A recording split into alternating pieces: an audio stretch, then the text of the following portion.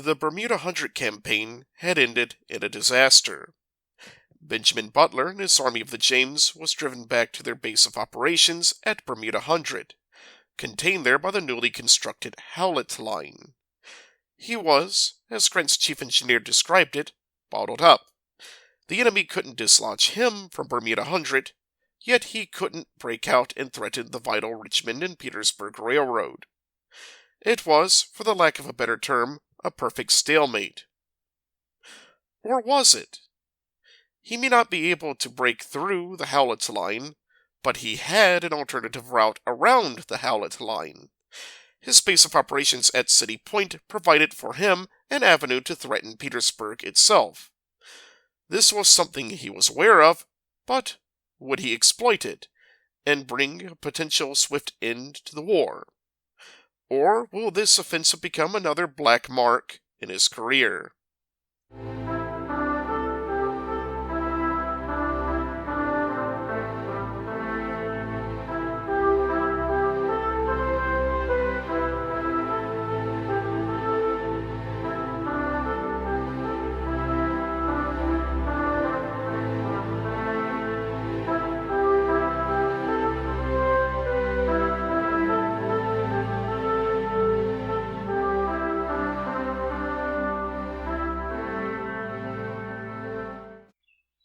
After the failure of the Bermuda Hundred Campaign, Butler's Army of the James was confined to Bermuda Hundred. P.G.T. Beauregard would construct the Howlett Line across the narrow neck that led to Bermuda Hundred, preventing Butler from advancing onto the Richmond and Petersburg Railroad north of the city of Petersburg. Though this option remained closed to Butler, he still had another avenue of approach. His base at City Point could enable him to strike against Petersburg itself and seize the city with Baldy Smith's 18th Corps. However, any such maneuver would be drastically altered as Ulysses S. Grant, having fought two horrific engagements at the Wilderness and Spotsylvania Courthouse, effectively depleting the Army of the Potomac's reserves, had ordered the 18th Corps withdrawn from Butler on May 25, 1864. Butler attempted to order for Smith to conduct a demonstration towards Petersburg on May 28th, but enough transports had shown up by then for Smith's 18th Corps and were subsequently whisked away. Butler now had only 10,000 men under his command, enough forces to defend his holdings, but not enough to conduct a major assault against Petersburg. However, Butler was not the only one to have forces stripped from him. Beauregard's force of 18,000 men would be subsequently reduced as a number of brigades would be transferred to the Army of Northern Virginia. Much as with the Army of the Potomac, Lee's Army of Northern Virginia had suffered egregious casualties, necessitating for forces to be stripped from Beauregard. In an attempt to keep these forces, Beauregard would launch a demonstration in force against the Union lines at Bermuda Hundred, though this was unsuccessful in keeping these forces under his command. Most of his reduced force, totaling 6,500 men, were confined to the Howlett Line and its defenses, leaving Petersburg lightly defended. In command of the forces of the Cockade City was Brigadier General and former Governor of Virginia, Henry A. Wise. Wise had, at his disposal, only 1,200 men, 350 of whom were militiamen. The two battalions were raised by Majors William H. Hood and Fletcher H. Archer. Archer's militia unit was raised after May 5, 1864, in response to the landing of the Army of the James to protect the Cockade City from the seemingly imminent threat of Butler's force. However, after Butler's May 9th demonstration towards Petersburg, his attention had been prioritized towards the north, resulting in these two battalions of militia to be transferred westward along the Dimmock Line, areas with a less critical importance for the defense of the city.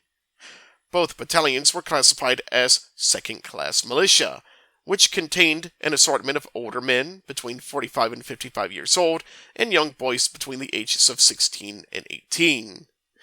By June 8th, Archer's battalion of militia had been situated on the fortifications guarding the Jerusalem Plank Road, one of the main roads leading into Petersburg. Meanwhile, Butler, now reduced to a pittance of a force, still desired to do something against the Cockade City. His options, however, were limited. Butler opted to have Brigadier General Edward Hinks's United States Colored Troops, augmented with Colonel Samuel Duncan's brigade and Kautz's cavalry, assault the city from several directions. Hinks would advance directly up from City Point and attempt to carry the positions there, while Kautz would assault from the south, using the Jerusalem Plank Road as the main route into the city. Due to the limited size of his force, he had no aspiration of occupying the city. However, he desired to destroy as much of the railroad infrastructure as possible, burning the Richmond and Petersburg Railroad Bridge crossing the Appomattox and tearing up any and all track as much as possible. On June 8th, Butler would meet with Brigadier Generals Godfrey Weitzel and Edward Hinks to confirm the plan. However, Quincy Gillmore had been brought along in attendance to the meeting. Gillmore, a general that Butler was not on the best of terms with, was there only to give advice. However, after the meeting, it came to Butler's attention that Gillmore wished to contribute his veteran men to the assault and lead this assault, to which Butler allowed. Butler and Gillmore would meet once again on the afternoon of the 8th to further confer the plan for the upcoming assault, in which Butler outlined the overall strategy of the operation, though did not commit this to writing for Gillmore. Later in the afternoon, Butler would meet again with Gillmore in the company of Kautz, further detailing the plan of operation and the role each commander would take. Gillmore was to be the one most responsible for the assault, while Kautz's southern thrust was a secondary action. With their respective commanders given their roles, the preparations for the assault would be made that night in order to set out on the following morning, June 9th, 1864. Gillmore would request for Brigadier General Alfred Terry to furnish at least 1,400 men. Terry would take Colonel Joseph R. Halley's brigade, consisting of 1,540 men, from the northern section of the Bermuda Hundred defenses, issuing them orders to march southward towards the pontoon bridges spanning the Appomattox. This force would be further augmented with one regiment from Brigadier General John Turner's brigade, the 62nd Ohio, bringing the total to nearly 2,000 men. On the evening of the 8th, they would set out from their defensive positions towards the south along the dirt roads behind their lines. To the embarrassment of Gillmore and his subordinates, they would struggle to find their way through the darkness, taking 5 hours, 10 minutes to traverse 4 miles, getting caught up in ankle-deep mud in the process.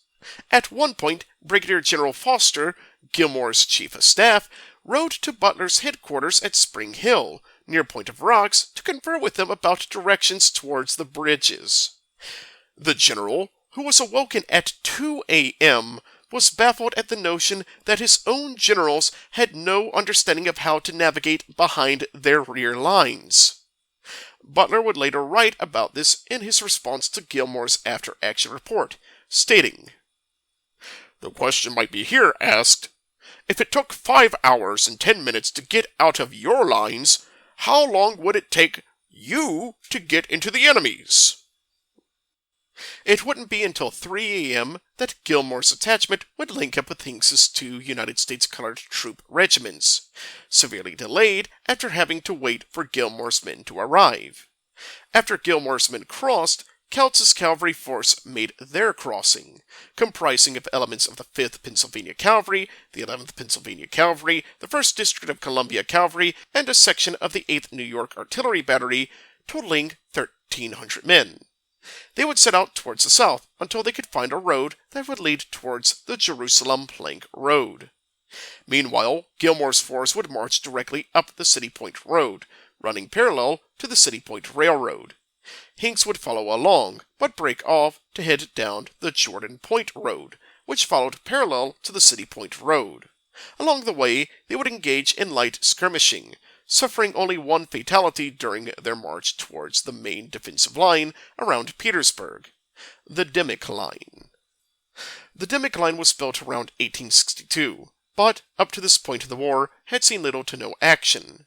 It was built for much the same purpose as the defenses around Richmond, to protect the city from a direct assault. However, by late May of 1864, the defenses had lost some of their luster.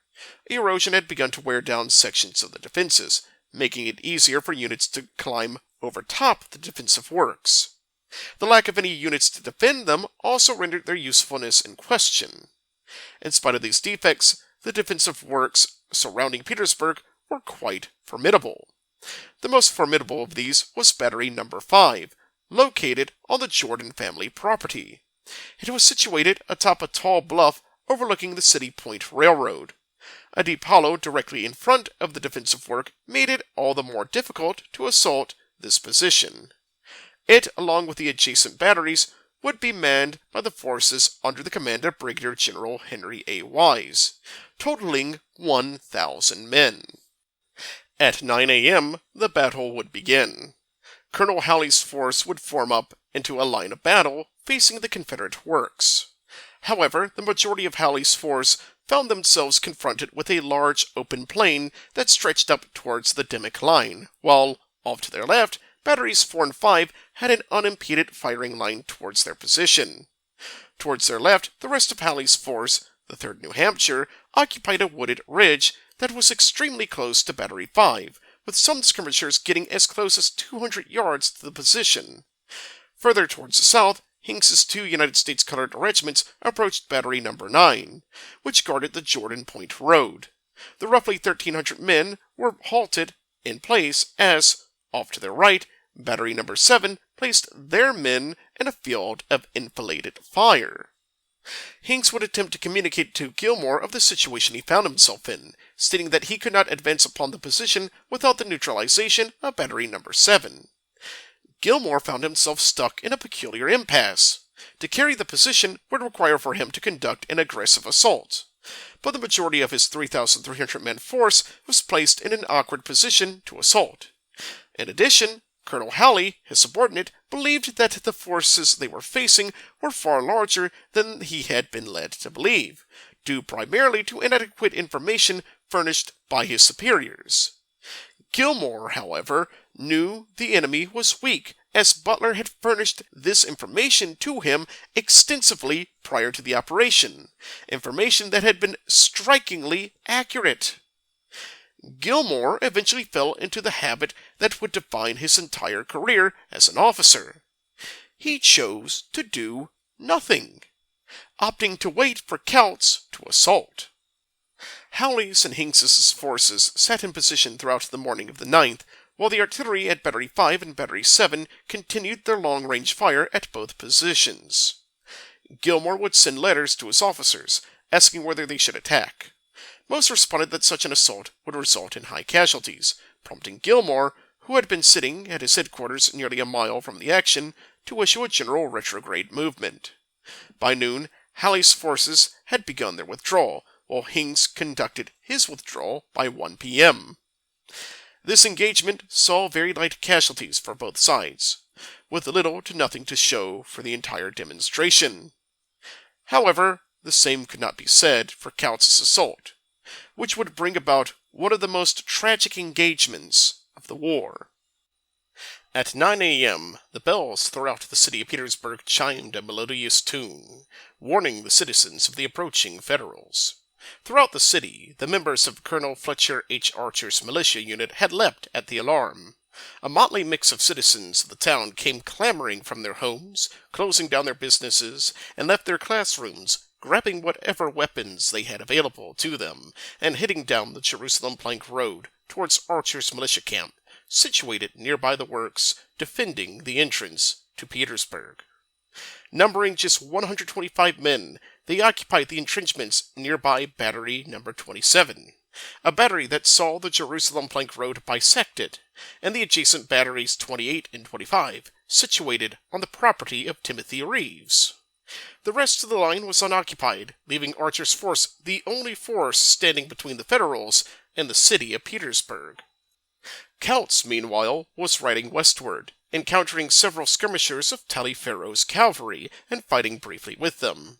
These small skirmishes delayed Couts' 1,300-man cavalry unit, which, in tandem with Couts' underestimation of the time required to reach the Jerusalem Plank Road, saw Couts' forces not make it to the road until 11:30 a.m.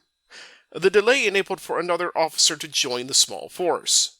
Brigadier General Raleigh E. Colston, who had been unassigned to any military command, had rushed from Petersburg to help galvanize the defense of the city. He would arrive at Battery Number 27 and inspect the layout of Archer's battalion, reinforcing them with one gun of Sturtevant's artillery battery at Battery 28. It was not long after the arrival of the gun that a squadron of Colonel Samuel P. Spears's 11th Pennsylvania Cavalry charged forward towards the Confederate position, but were swiftly repulsed.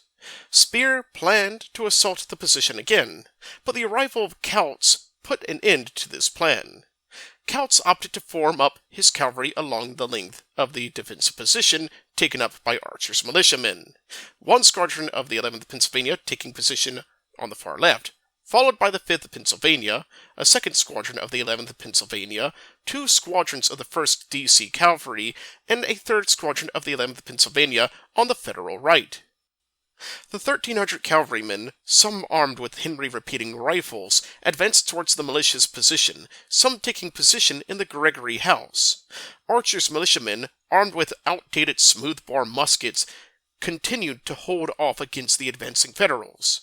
For over an hour, the skirmishing Federal cavalry advanced until the right wing of the Federal line clambered over the empty sections of the Dimmock line and took over Battery 26, directly in the rear of Archer's battalion.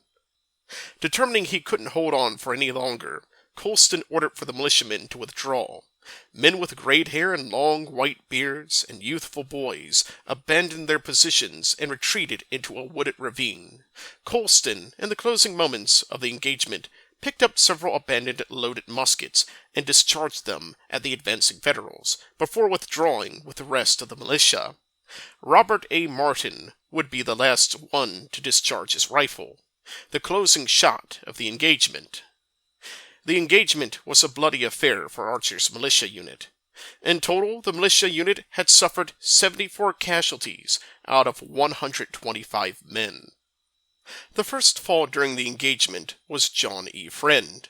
Born in 1840, he was a native of the city of Petersburg, becoming a wealthy contractor for the city. He, as with many men, had joined Archer's militia unit in May, and now found himself defending his city. He would be killed after he was shot by a Federal trooper who had taken position in a tree nearby the Reeves' house, directly on their flank. The next to fall would be Gaudry Stobly. Aged 41, he had immigrated from Switzerland and became an educator in French at the Petersburg Female College, before signing up for Archer's battalion. During the engagement, he had been dueling against the Federals held up in the roof of the Gregory House. Unfortunately, he would lose his duel as a Federal round found its mark, killing him. Next to follow was William C. Bannister. Born on January 9, 1809, he had become an officer in the Exchange Bank in the city of Petersburg. In his advanced years, he had become increasingly deaf, though this didn't prevent him from hearing the alarm in the city. His family had begged him not to go, but he admonished them, telling them, "This is no time for anyone to stand back. Everyone that can shoulder a musket must fight. The enemy are now right upon us." He would assemble with Wolfe's company and fight. However, his deafness would prove to be his undoing. As the call for retreat was issued, he had not heard it, continuing to hold his ground as the Federals encircled his position. The Federals demanded his surrender, and, either not hearing the demand, or out of defiance, he continued to resist until a bullet found its mark in his head, killing him instantly. He was 55 years old, leaving behind his wife and 5 kids. As the battalion retreated, George Guy Johnson was mortally wounded. Born on August 15, 1804 in Connecticut, he had moved to Petersburg and became a tobacconist. He had become adjunct for Archer's battalion upon the formation of the unit and would dutifully serve in this role until his grievous wounding. He would pass away the following day, June 10, 1864, at the age of 59. George R. Conway and John G. Crowder would both be killed during the engagement. Conway was 46 at the time of his death. John G. Crowder, who was 21 at the time of his death, fought alongside his brother, William Crowder, who was captured and transported to Point Lookout, dying there on July 31, 1864. Simon Crowder, their father, would survive the war, but the Crowder family would be the most hard hit by the engagement. William B. Daniel, a young man of just 18 years, would also be killed during the engagement. He and his family were farmers during the outbreak of the war. He would enlist with the Harris Company, reaching the rank of lieutenant before the battle, only to be met by his untimely demise. George Benjamin Jones, born February 15, 1822, was a local druggist in the city of Petersburg, and, as with many others, had joined Archer's battalion in May. Upon hearing the alarm bells that morning, he had closed his drugstore and hurried his way to the militia camp. He, as with many men of Wolfe's company, would be killed when the Federals began encircling their position. After the Federals had beaten Archer's militiamen, some of the cavalry squabbled over claiming the captured gun at Battery 28. Meanwhile, Colonel Spear's 11th Pennsylvania would continue their advance up the Jerusalem Plank Road. Riding back down the road on horseback was Lieutenant Wales Hurt.